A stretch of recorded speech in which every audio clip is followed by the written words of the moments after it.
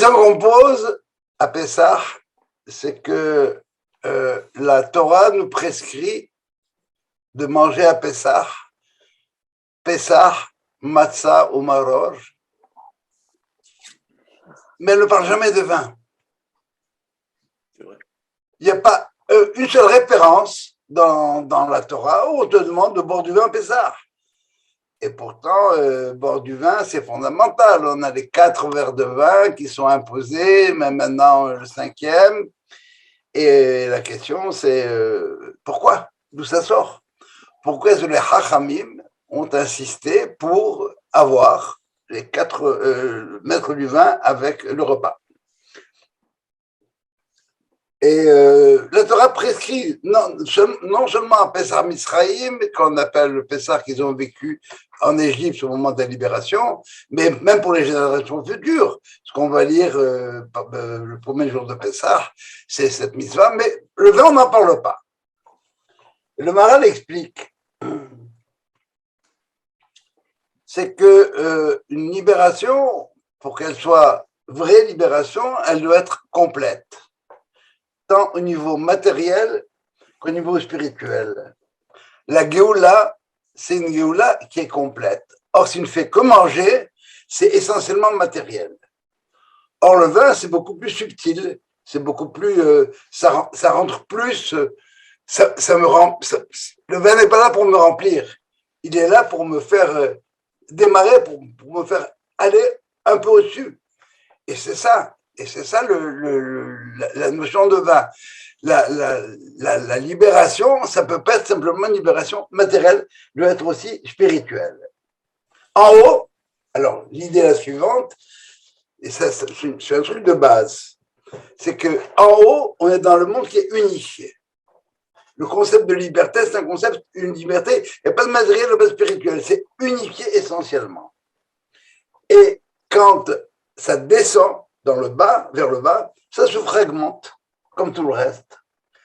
Et ce qu'on va voir maintenant, c'est que, enfin on le sait, le vin va encadrer la nourriture. On a 2 verres de vin avant de commencer à manger et 2 verres de vin après avoir commencé, après le repas. Le verre de Birkat Hamazon et le verre qui vient après le Hallel. La Gemara va poser des questions pour savoir si on doit s'accouder dans les 2 verres avant ou bien dans les 2 verres après. Et au nom du même maître, au maître du même maître, il s'appelle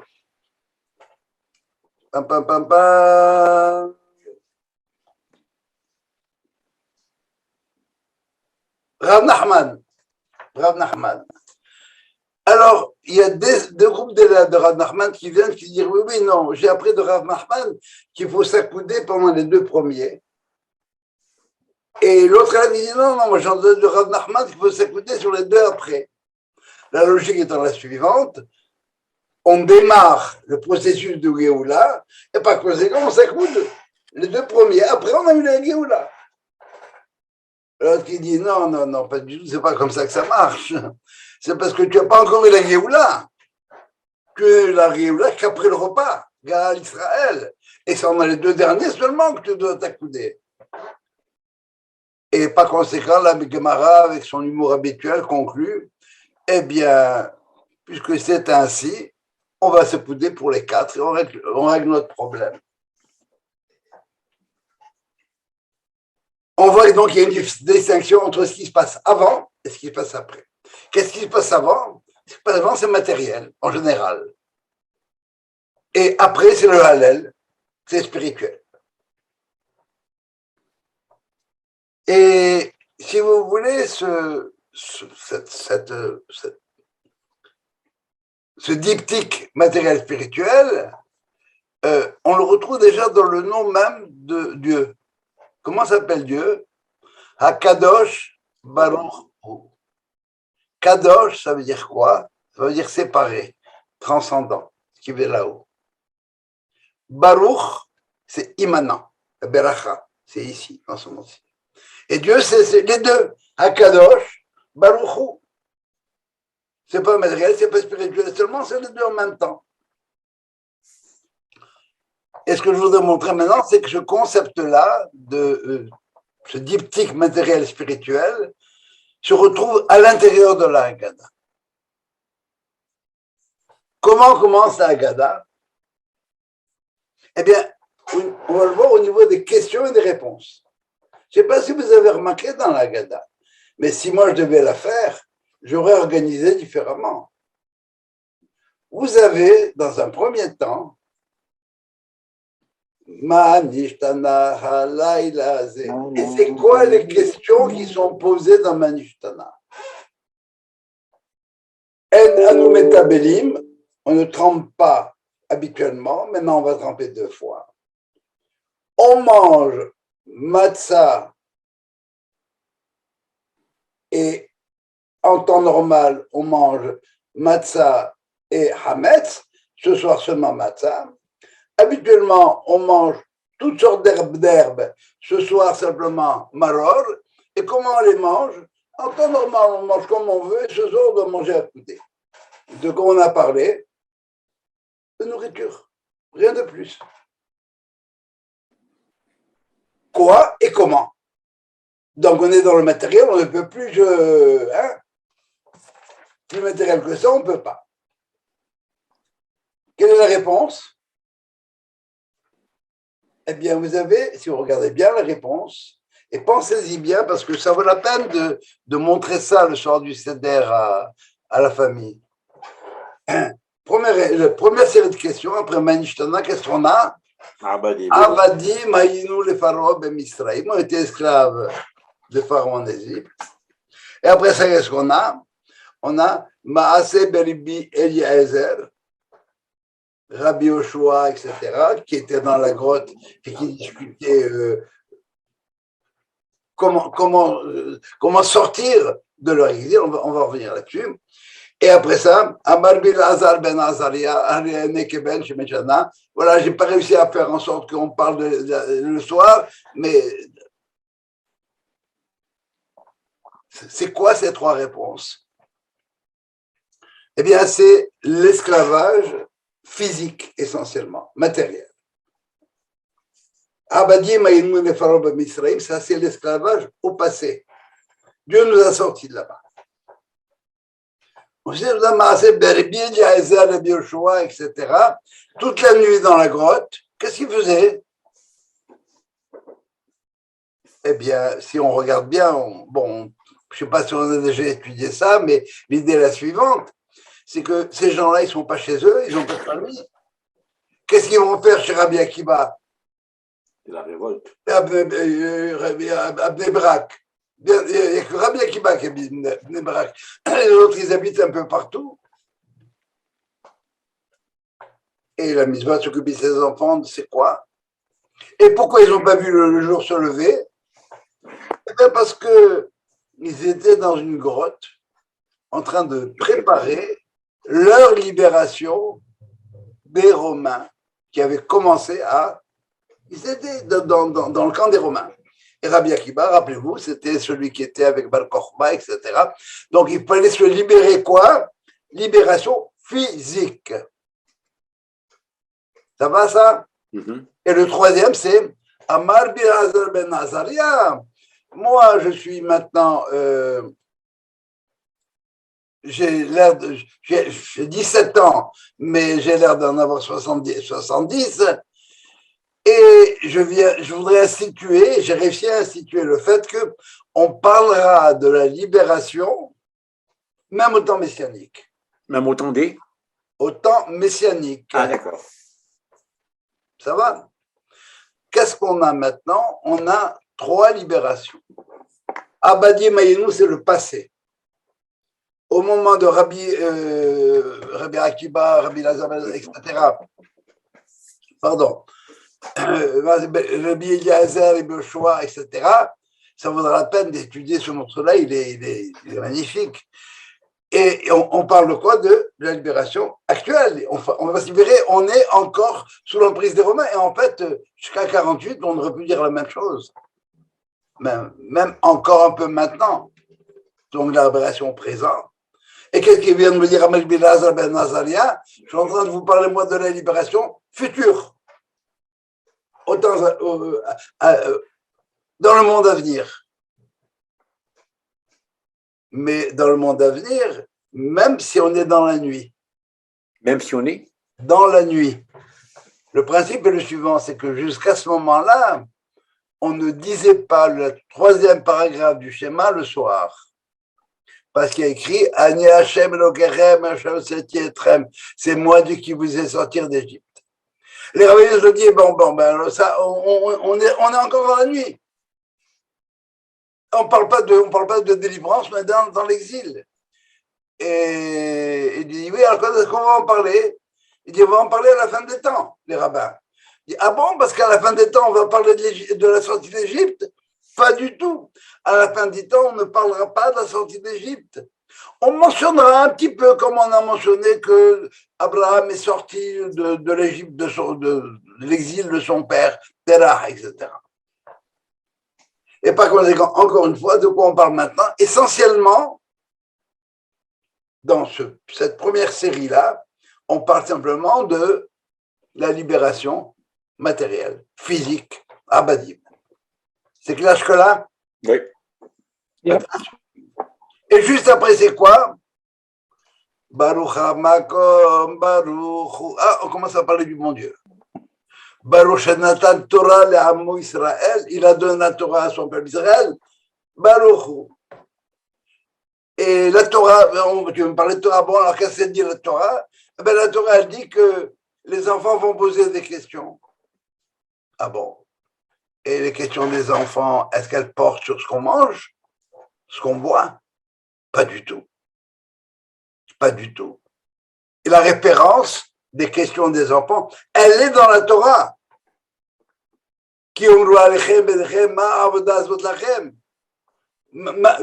mazot. Et la référence est essentiellement à la Torah. Et quand on appuie la question des enfants, comment on leur répond? Mitachila, ovde avodazara yu avotenu. Les enfants, ils étaient idolâtres. Ah, on n'est plus dans la bouffe maintenant. On est dans l'état d'esprit.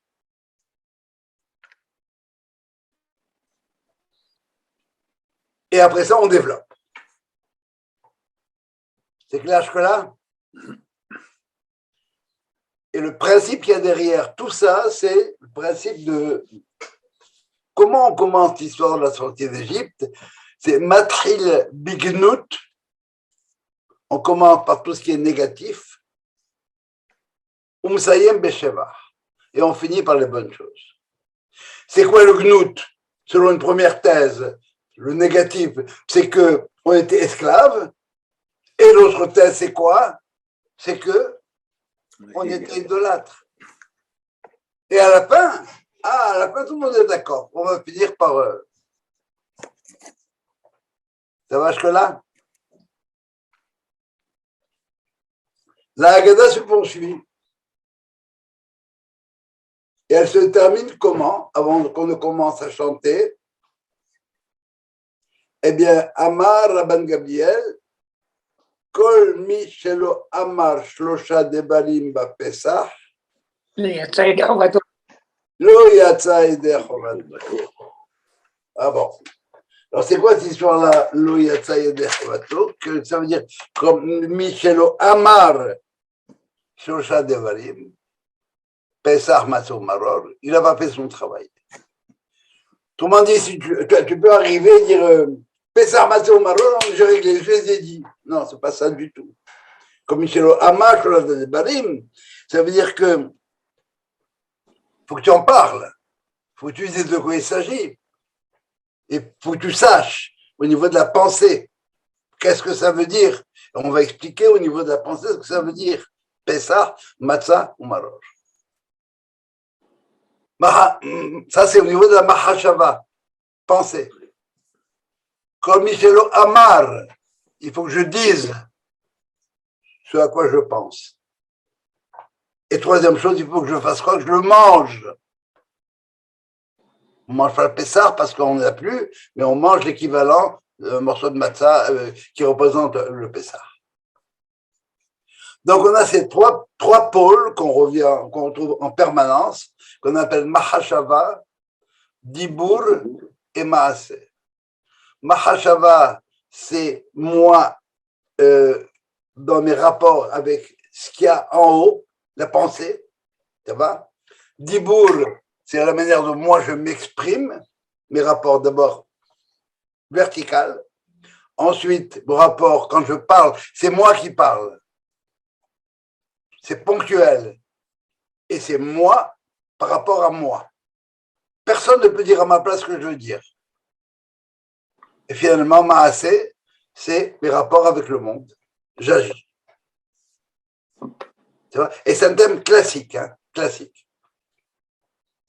À Rosh Hashanah, vous verrez dans votre livre de Rosh Hashanah, avant le Moussaf de Rosh Hashanah, il y a Teshuvah, Tefila ou Tzedaka.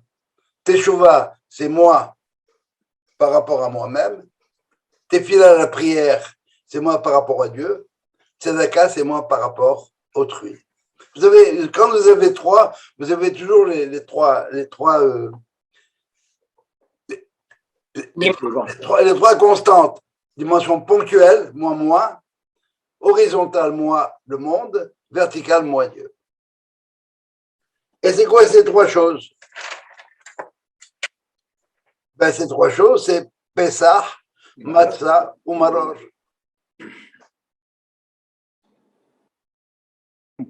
Il faut parler de Pessah. Donc, quand on va parler de Pessah, le Korban Pessah, on verra tout à l'heure, il pouvait pas être mangé comme ça cru. C'est pas que tu vas prendre un morceau de steak et du méchoui, pas du tout. Il fallait le manger avec matzah et maror. Alors, maror. Commence par maror. Maror, c'est, qu'est-ce qu'on prend? Nous, pour le maror, on prend de la romaine, la laitue. Pourquoi?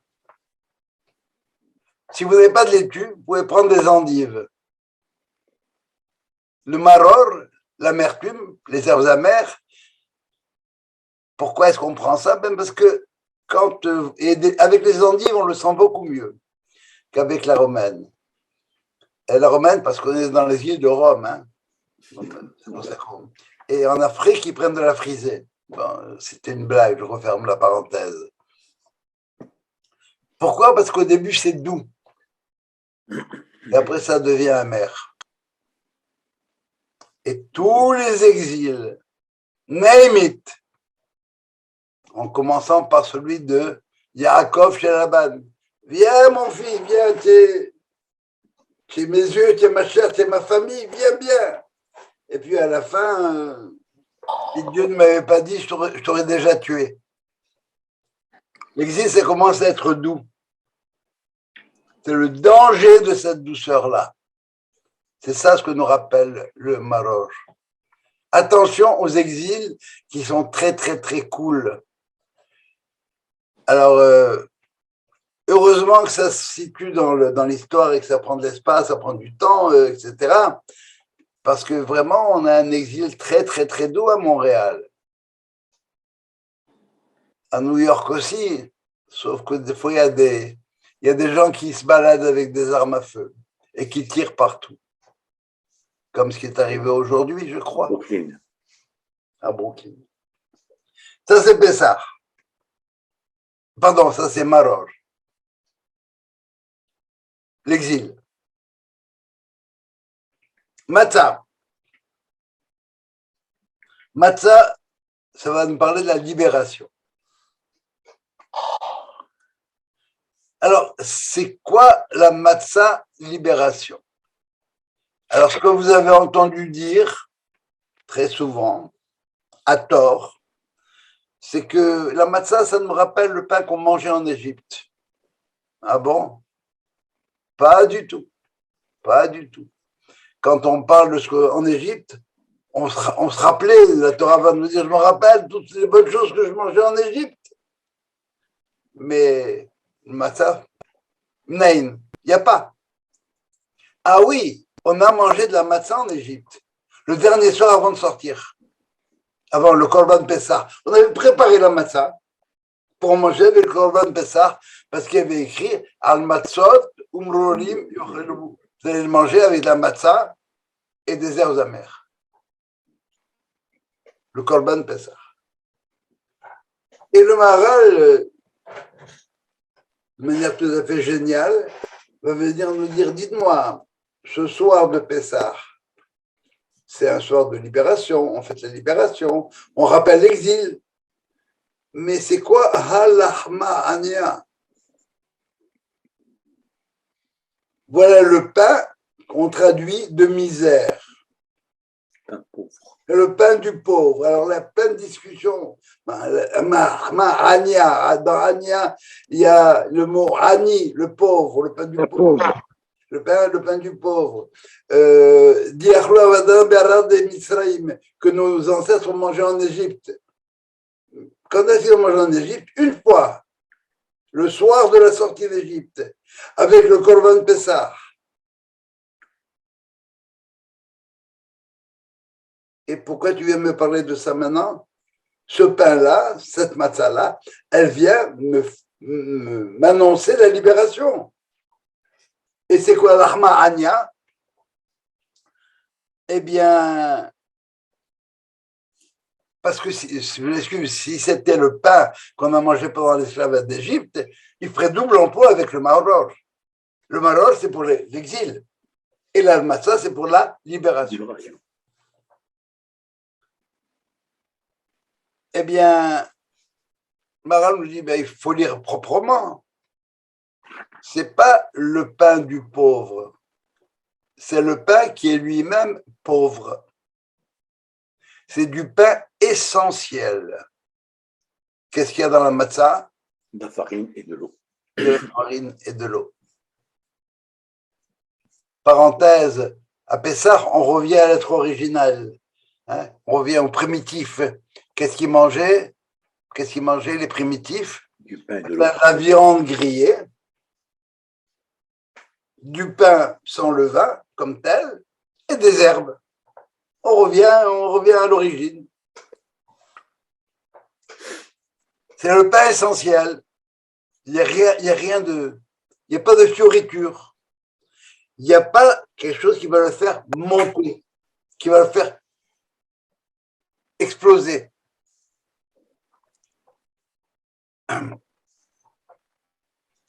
Et pourquoi ça? Eh bien, comme moi, vous avez sûrement des tas de copains à travers le monde, mais en particulier au Maroc.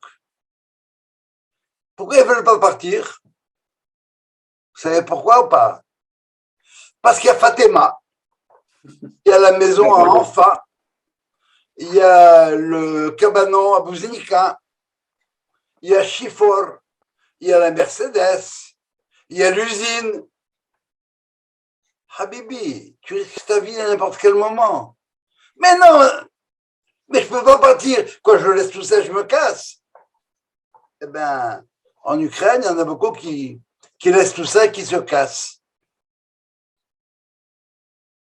Et le Maharal va nous dire, parce que si tu es ramené à ta plus simple expression, tu es moré à la Géoula. Tu peux, comme dirait Denise Filiatro et sa copine, mon bikini et ma brosse à dents. Je peux partir comme ça. Est-ce qu'on peut vraiment quitter Montréal si on le voulait nous-mêmes? Bon, bien sûr qu'on pourrait. Mais est-ce qu'on est prêt à vendre etc. Ça va? Autrement dit, on n'est pas alourdi par toutes les fioritures qui sont autour. Je retourne à moi-même. C'est quoi la caractéristique de la matzah? Elle n'a pas de quoi? De levain. Et comment on faisait le levain à l'époque? Ben, c'était le pain que la mère l'avait pétri il y a quelque temps. Elle prenait des petits bouts, elle le mettait dans un coin. Le pain lui-même allait fermenter et il allait me servir à faire un autre pain. Autrement dit, c'est quelque chose qui est rattaché au passé, à ce qu'il y avait avant. la matzah, elle n'a pas besoin de panification antérieure.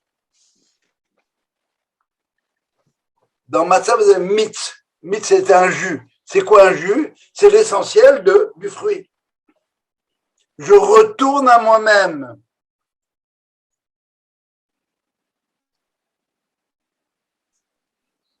Et par conséquent, si je retourne à moi-même, je suis capable de m'élever et de retrouver Dieu de cette manière-là. Le Kohen Gadol, comment il rentrait dans le Kodesh HaKodashim? Il enlevait tous ses vêtements en or et il prenait du pishtan, baguette de vêtements faits en lin. Dans pishtan, il y a le mot pshat, tout simplement.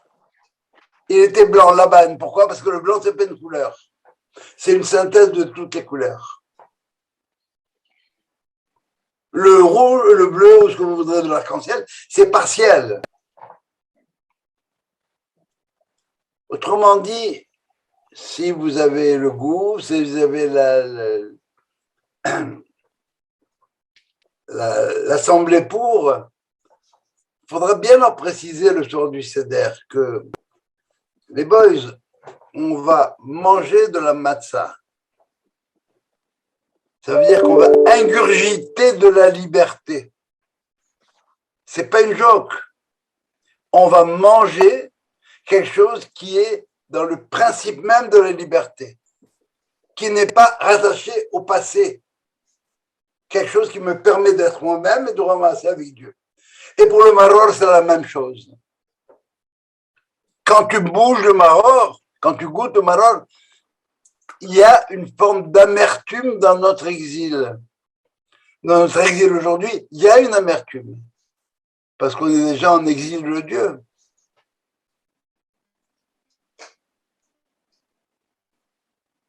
Alors voilà pourquoi Pessah, Matzah ou Maror, sur Rabban Gabriel, pardon, pourquoi c'est fondamental? C'est parce qu'on a d'un côté le Maror de l'exil et de l'autre côté la Matzah, condition de la délivrance elle-même. Tu as des questions jusque-là? Tu parles souvent de Pessah, Jo. Oui. Mais tu avais dit une fois que Pessah, c'est la veille, c'est Korban Pessah. Après, on rentre dans la fête de Yom Hamatzot. Absolument, absolument. C'est quoi la différence? Pessah, c'est simplement le sacrifice pascal, comme tel. Oui, d'accord. Pardon. Et l'essentiel, c'est ce soir-là, ils l'ont mangé à quel moment? Le soir du Seder, vendredi soir avant minuit. Ça va? Alors, c'est ça ce qu'ils ont mangé. Et après ça, bon, le reste, c'est le prolongement, c'est tout. Et ce soir-là, on est obligé de manger de la matzah. Attention, voilà. Les autres 7 jours, les 6 autres jours, ou 7, on n'est pas obligé de la manger. Ça va? Jo, Oui, pourquoi est-ce qu'on ne fait pas le Corban Pessah en Israël? Il y a toute une conférence du Rav Ackerman là-dessus. Il y a des gens qui se sont pratiqués et qui ont fait un simulacre, si tu veux, de Corban, qui sont pratiqués à le faire. Pourquoi? Parce qu'on n'a pas le temple, tout simplement. Mais pour Corban Pessah, dans le Sinaï, il n'avait pas le temple non plus. Non. Attends un petit peu là. Pendant tout le temps d'être averti du désert, Il y avait la Mishkan. je ne suis pas certain qu'il faisait Pessah. Pardon. Non, excuse-moi, je retire. Pendant le temps, la mitzvah de Pessah, du Korban Pessah, c'est simplement quand le temple est là. Le reste du temps, si tu n'as pas le temps pour faire le Korban Pessah, tu manges des matzot. C'est tout. On ne te demande pas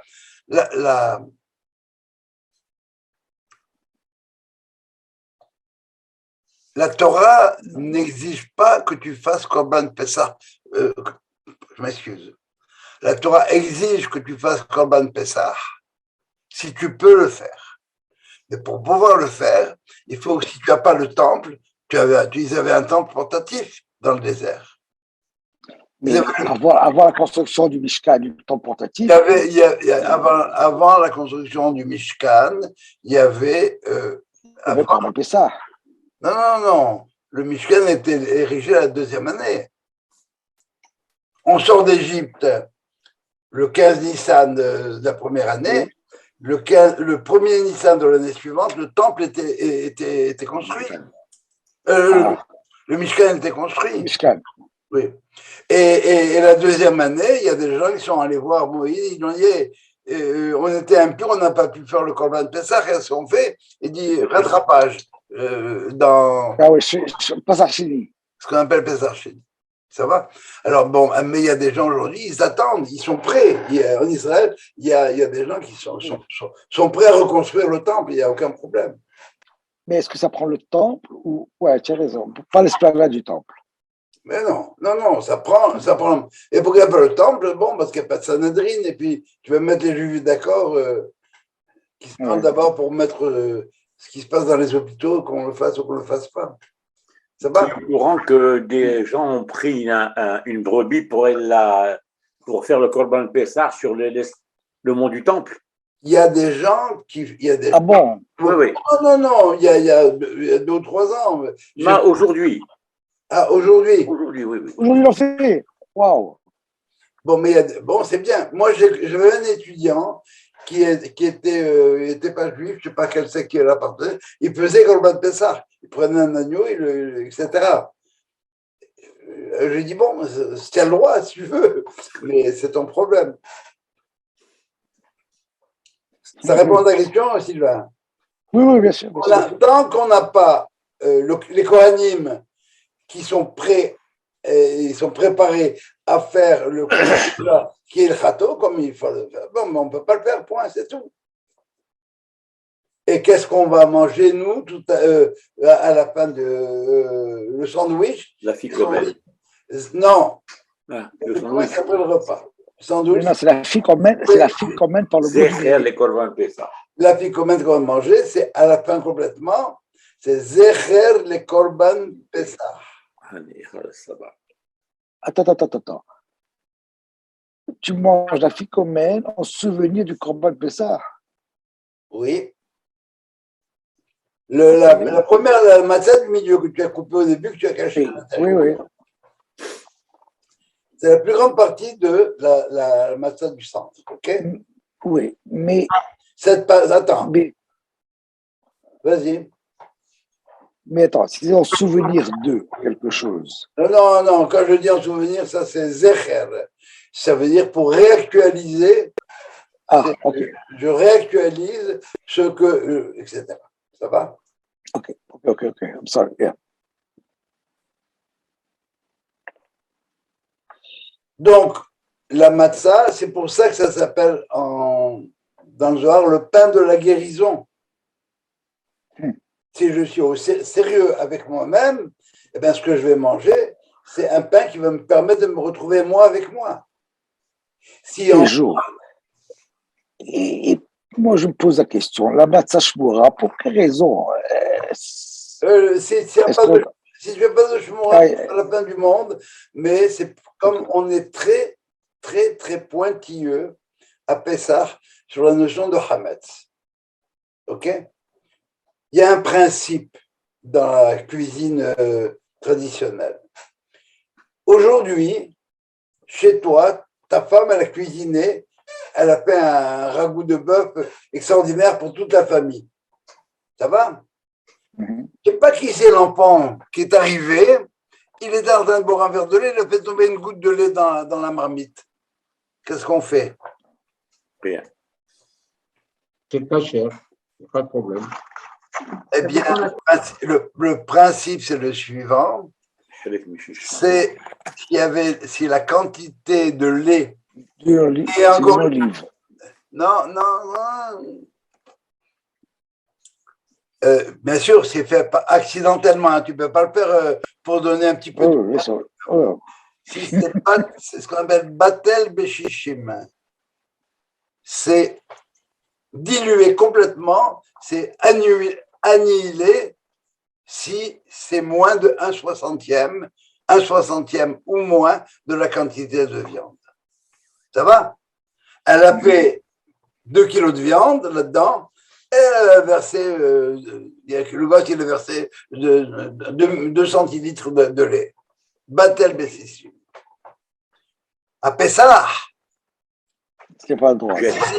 si tu as pas une goutte, un quart de goutte de Hametz qui est tombé dans 30 kilos de viande, jette. Ça veut dire que la notion de liberté, la notion c'est très beau. Je comprends. C'est pas compromis.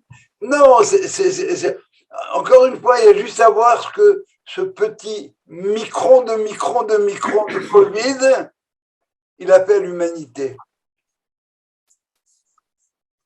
Si tu as la moindre velléité dans ta tête de certaines choses et que tu les mets en application, moindre chose, tu es foutu.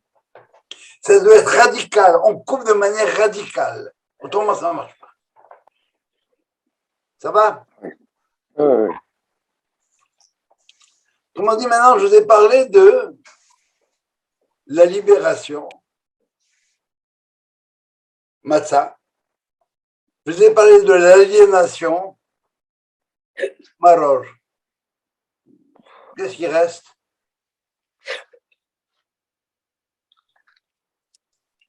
Qu'est-ce que j'ai besoin de Pessah? J'ai réglé les deux problèmes. C'est la Géoula? La Matzah. D'accord. La Matzah, c'est la Géoula. Mais qu'est-ce qui reste plus rien? Comment? Ça y est, t'es tout eu. Et alors? Mais attention les boys. Mais peut-être que je pourrais me dire qu'il y a le bon Dieu de la Matzah et le bon Dieu de l'exil, du Maror. Ah, Pessah, il vient me dire que c'est la vérité. C'est quoi la vérité? C'est l'union des contraires, thèse, antithèse, Synthèse. Tu ne peux comprendre une chose que à travers cette chose et son opposé comme tel. Et qu'est-ce qu'on regarde dans le Korban Pessah? Qu'est-ce qu'il a de particulier? Eh bien, il devait être mangé avant minuit, unité de temps, unité de lieu, autour de la table. Troisièmement, quand il était le Korban Pessah, il n'était pas cuit. Salut. Au feu. Pourquoi au feu? Pourquoi au feu? Parce que si tu le fais cuire, il s'éprite. Si tu le fais au feu, il est compact. Tu n'avais pas le droit de casser les os. Ah ben oui, c'est vrai.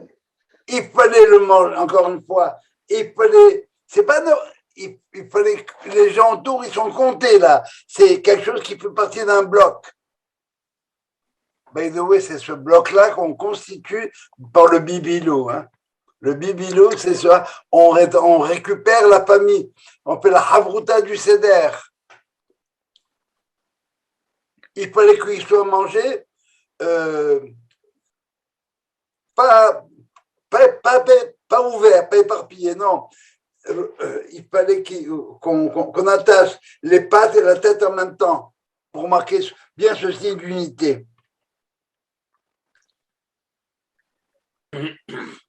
C'est que l'exil, c'est Midat Hadin. La libération, c'est Midat Hesed. L'exil, c'est Elohim. La libération, c'est Hachem. Hachem ou Elohim. Non, c'est pas deux choses distinctes. C'est le même Dieu, Ani, moi-même. Ani Hachem, c'est moi-même. Et si tu ne comprends pas que Galout et Géoula, ça va ensemble, alors tu as un problème.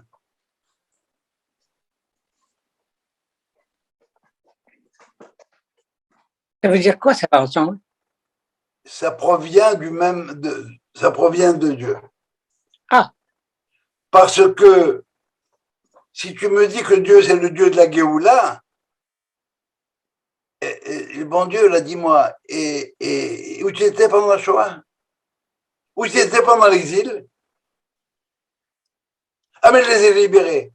Ah, mais pourquoi tu les as libérés? Ils devaient être pendant l'exil.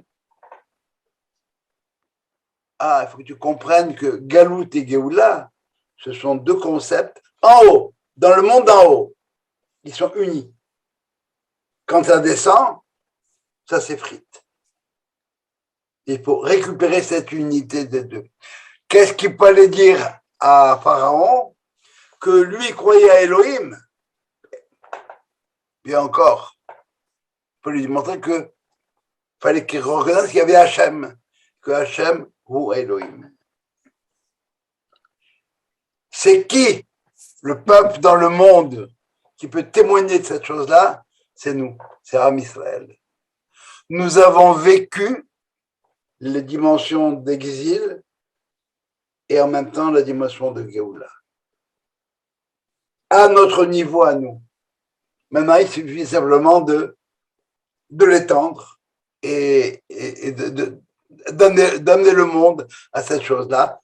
Ça prend le temps que ça prend, mais ça peut se faire très vite parce que les choses peuvent se faire très très vite maintenant. Si vous voulez, je vais dire autrement, comment commence le monde, la Torah? Par Beth, Bereshit, Beth 2. Effectivement, quand ça va dans le monde du monde d'en haut, ça descend, eh bien, ça s'ouvre, ça s'éparpille, ça se sectarise. Mais comment ça se résorbe? Au mont Sinaï, quand Dieu dit Anochi, et Anochi, ça commence par la lettre Aleph, 1. Anochi quoi, Anochi? Hashem Elokecha. Tu penses qu'il y a deux? Parce que c'est dans ton monde. Il faut que tu reviennes dans le monde d'en haut. Et alors, si tu es capable de faire cette synthèse-là, tu as bien analysé ce que c'était que l'exil. Tu as analysé Maror. Tu as bien analysé ce que c'était la Géoula, la Matzah. Eh bien, tout ça, c'est simplement quelque chose il faut que tu ramènes tout ça à son origine dans le monde d'en haut. Et ça, c'est ça le Korban Pessah. C'est ça ce que nous dit Rabban Gamliel. Si tu n'as pas dit, tu n'as pas expliqué, tu n'as pas goûté, tu n'as pas senti, tu n'as pas pensé ces trois concepts-là, tu es dans le monde d'en bas. Tu as Pessah, tu as l'exil et la délivrance. Tu n'as pas pensé que ça provenait de la même chose là-haut. Tu n'as rien fait. Tu as l'Oyatsa et Dervato, tu n'as pas accompli ce que tu devais accomplir. Et le Haroset là-dedans, qu'est-ce qu'il vient faire? Il vient simplement adoucir l'exil. Il y a deux thèses sur le Harochet. Est-ce qu'il doit être plus... Il rappelle les briques, le Harochet. Ça va? Le Maror, dans quoi on tremble? Qu'est-ce qu'on tremble dans le Harochet? Le Maror seulement. Hein? Le Maror est quand on fait le sandwich. D'accord? Alors, c'est pour un peu adoucir l'exil. D'autres questions? C'est quoi le mot Haroset? Hein? D'où il vient le mot? Oui. Heres, la glaise. Ah oui, la glaise. Oui, pour faire des briques. Oui, oui. Intéressant. Est-ce que vous avez des questions? So far, so good. Pourquoi est-ce qu'on mentionne tellement et tellement de fois Yetziat Mitzrayim dans la Torah et on ne parle de la donation de la Torah qu'une seule fois?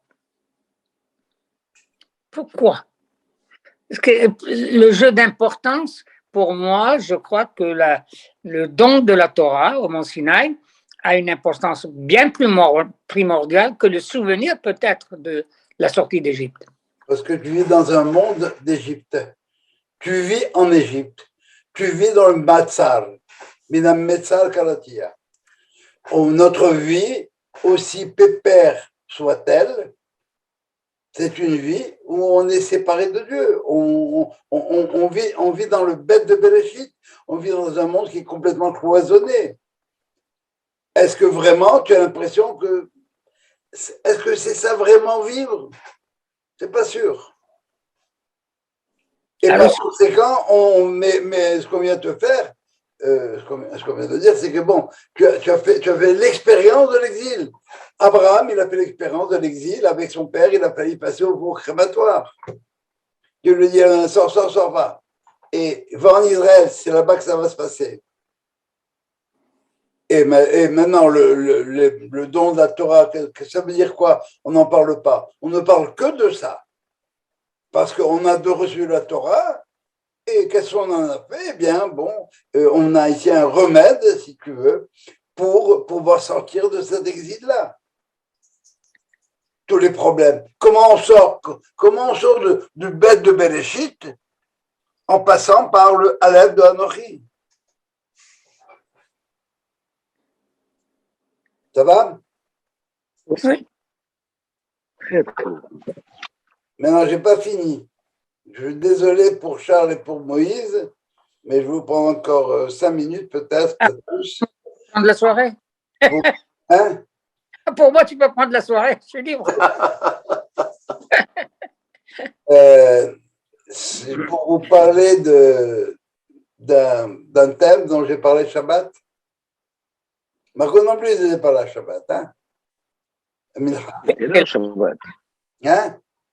Il était là. Le Karpas.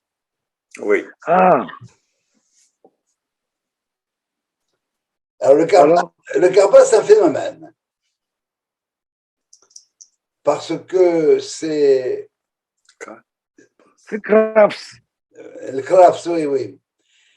Le Karpas, ça fait partie des 4 questions de l'enfant. Manishtana.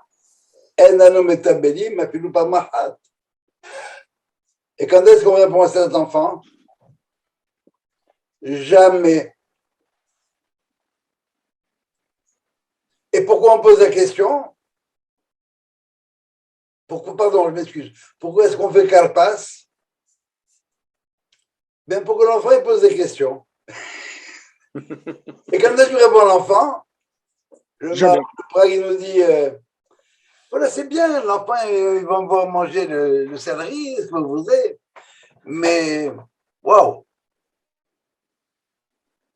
Il va me poser la question, mais je ne sais pas quoi lui répondre.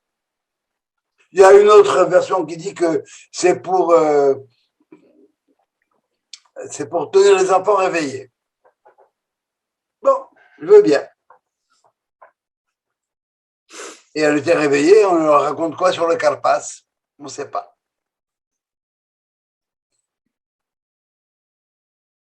Alors, il faut réaliser une chose, c'est qu'il y a un grand absent dans la Haggadah.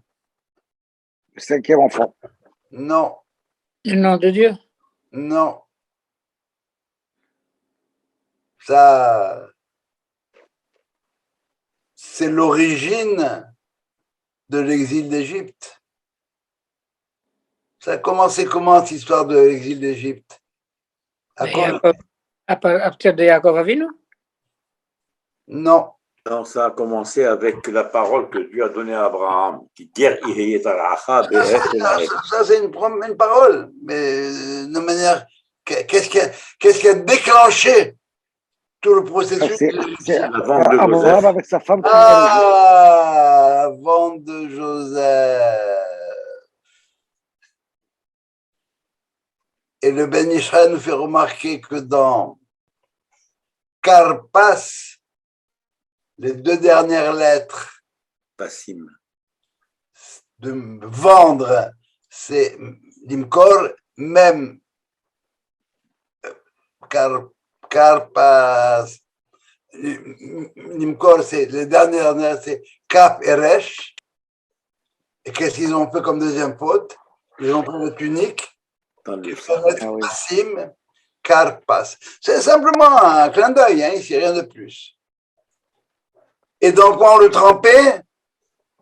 Jusqu'à l'époque de Rachi, écoutez bien, on le trempait dans le haroset. Ah oui, oui, ah bon, ouais, ouais. Après, c'est revenu dans l'eau. Et pourquoi dans le haroset? Eh bien, parce que le haroset, ça rappelle à la fois Mortier. le titre, la glaise, l'esclavage, le mortier, et en même temps, il y avait du vin dedans, Le sang. pour rappeler le sang. Mais c'est pas liquide le carotte, c'est pour tremper. On peut pas tremper dans du. Écrasé avec du vin. Il y a différentes thèses sur la manière de préparer le harochet, mais ton harochet, c'est pas du mortier. Tu as mis du vin dedans pour pouvoir saucer un petit peu. Et il y en a qui disent que ça doit être beaucoup plus dur. Il doit y avoir très peu de vin. Et d'autres qui te disent qu'il doit y avoir très peu de mortier. L'idée, encore une fois, c'est le fait de tremper karpas là-dedans. Et le mot karpas, où est-ce qu'on le trouve dans la Torah, dans le Tanakh, dans la Bible? Une seule fois, dans l'histoire d'Esther. Hur karpas utrelet. Et le Haramim m'explique qu'est-ce que c'est karpas. C'est des tentures de tissu fin. Pour rappeler la tunique de Joseph qu'on a trempée dans le sang. Et pourquoi ça va comme idée? Alors, deux questions maintenant. Pourquoi on n'en parle pas à l'enfant, numéro 1? Et deuxièmement, pourquoi nous, on ne trempe plus le karpas dans le harochet? Jusqu'à l'époque de Rachi, et encore aujourd'hui encore chez les Thémanites, ils trempent dans le harochet. Et figurez-vous que les petits-enfants de Rachi, Rashbam, eh bien, il dit non, non, non, on ne trempe pas dans le harochet. Là où vous voudrez, trempez-le, mais pas dans le harochet, dans de l'eau salée. L'eau salée, ça peut rappeler, si vous voulez, les larmes de Yaakov Abinu. J'ai pas de problème avec ça. Et il a fallu attendre le Shulchan Aruch Rabbi Yosef Karo pour trancher que c'était plus dans le harochet, mais dans l'eau salée. Ou dans le vinaigre. Qu'est-ce qui s'est produit entre-temps? Eh bien, c'est qu'entre le moment de Rachi et ses petits-enfants, il y a eu l'accusation de meurtre rituel. Ah oui. Et ils se sont dit, wow, si on prend le karpas qui représente la tunique bigarrée, comme on l'appelle, avec des rayures, c'est ça karpas, on prend le céleri parce qu'il y a des rayures aussi. Si on le trempe dans le harochet, les chrétiens vont dire, vous voyez bien, encore aujourd'hui, ils continuent. Alors, on ne va pas donner aux chrétiens la satisfaction de leur permettre de dire qu'encore de nos jours, on célèbre ce genre de choses-là. Non, on ne trempera pas ça dans le harochet, mais pas dans le sang du chevreau, mais dans les larmes de Jacob. Donc, c'est depuis après Rachi que c'était fait. Waouh! C'est les petits-enfants, il y a moins d'un siècle après. C'est les petits-enfants et les Tosafis, etc. Dans tout ce que tu veux, pas dans le harochet. Ils sont en France.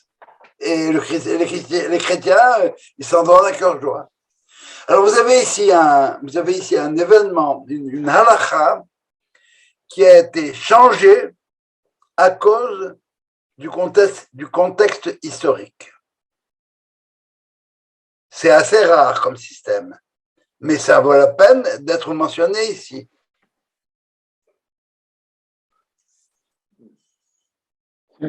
C'est ce qui permet peut-être aux rabbins d'aujourd'hui, aux Gaonim, ou Rocher Yeshiva, de changer certaines halachot, ou d'être le Rav Ovadia Yosef. Ils n'ont pas l'envergure des rabbins de l'époque.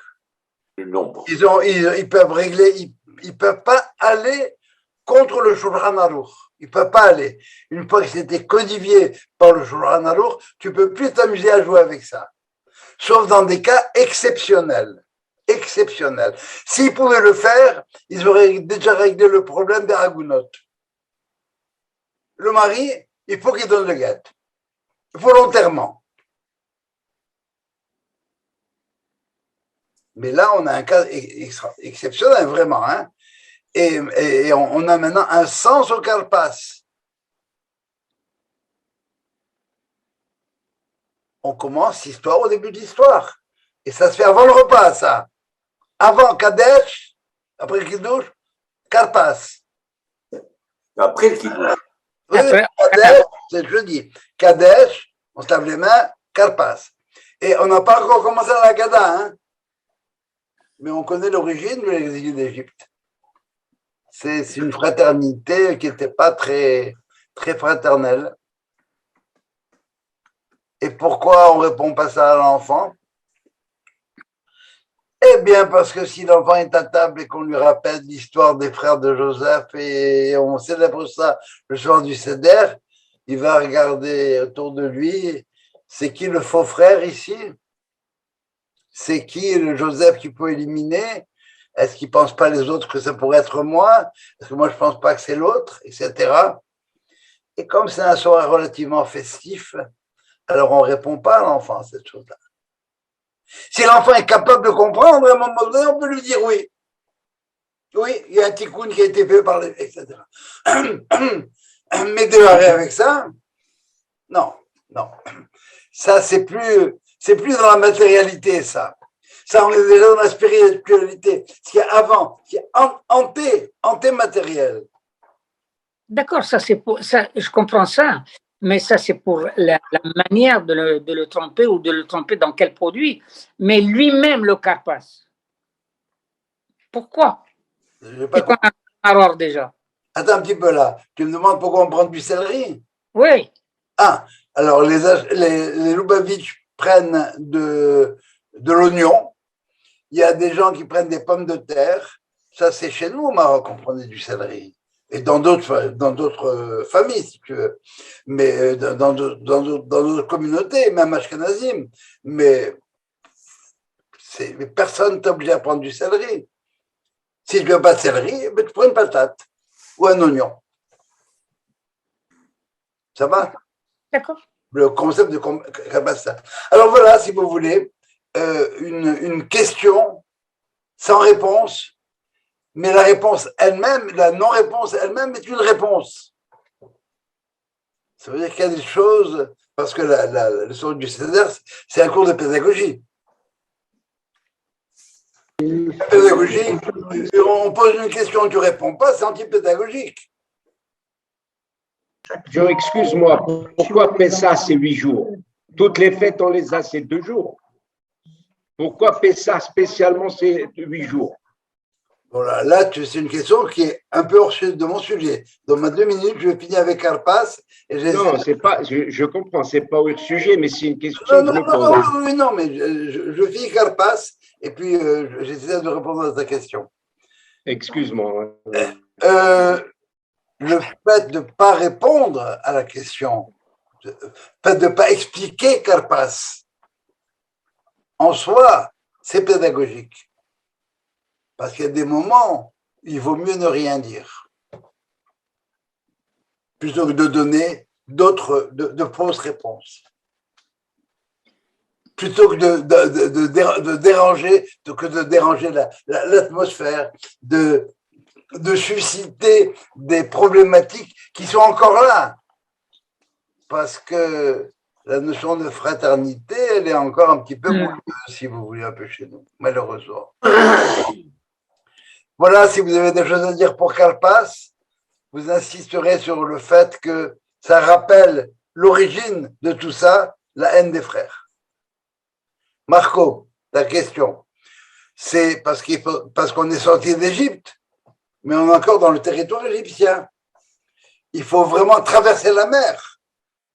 Et la traversée de la mer, c'est après 7 jours, le 7e jour. Chez le Pessah. Il faut absolument faire une scission, distinguer Israël et l'Égypte. Tant qu'on est dans le même territoire, ça ne marche pas. Alors, on aurait pu partir très vite, mais il fallait faire en sorte que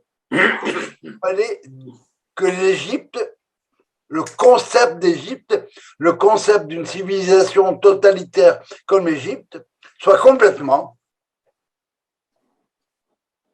soit noyé dans l'eau. Ça va, ça répond à ta question, Marco? Très bien. Est-ce que vous auriez d'autres questions? Non. Ben, toi, non, laisse les autres. Non, mais moi, je vais vous rappeler, il y a quelque chose. Il y a un homme qui est allé sur la Lune hier et qui a pris Matzah avec lui. Comment? Oui. Il y a quelqu'un qui est un astronaute israélien Oui. qui est dans l'espace avec une Matzah. Oui. Et un Sefer Torah. Et un Sefer Torah. Oui, bien sûr. Et que ça change. Pas Ça d'accord. veut dire que, bon, il est allé sur la Lune pour aller se balader. Mais C'est quand même symbolique. non, mais ça veut dire qu'il a sans lui, il revient sur Terre. Il va revenir sur Terre, son bonhomme. Il n'a pas changé de planète. Il est allé faire un tour ailleurs. Ben, c'est bien sûr. Mais il va faire un seul jour au lieu de 2 jours. Ah, ça, c'est. Mais il est israélien, lui, anyway. Comment? Il est israélien, de toute façon. Ah, c'est vrai, c'est israélien. Non, mais il faut savoir s'il est parti d'Israël ou s'il est parti de Floride. Alors, le rabbin a dit quand on est dans un endroit où il n'y a pas de juifs, on fait un seul jour. Ah, qui a dit ça? Un rabbin, je ne peux pas te dire qui, j'ai oublié son nom. C'est un rabbin des bois, ça. Il a dit si on est dans l'Antarctique, on fait un seul jour. Encore une fois, j'en sais rien s'il fait un seul jour, mais je crois que d'Afka, pourquoi est-ce qu'on fait 2 jours? C'est parce que. Non. C'est parce qu'on n'a pas la Kedusha d'Eretz Israël. Quand on est en Eretz Israël, il y a la Kedusha d'Eretz Israël. Et on remplace maintenant la qualité par la quantité. Ok. C'est pour ça que c'est une des raisons pour lesquelles on fait 2 jours. Voilà les boys. Alors, Chag Sameach. Bonne fête. Alors, on se voit. On se voit. On sort d'Égypte, on fait nos bagages et on s'en va. Allez, prêt. Allez, ramassez les paquets. Yallah. Ramassez les paquets. Allez, Hag Sameach à tout le monde. Bonne fête. On se voit. Et rappelez à vos gens qu'ils vont manger de la liberté et ils vont manger de l'amertume. Ils vont manger de l'exil et ils vont manger de la liberté et que tout ça, ça provient de la même chose là-bas en haut. Hazak ou Baruch. À demain. Demain, c'est l'année de Marie-Hélène Bafilalo. Oui. À demain. Chag Sameach. Chag Sameach à tous. À tous, bye. Bye bye. Bye bye.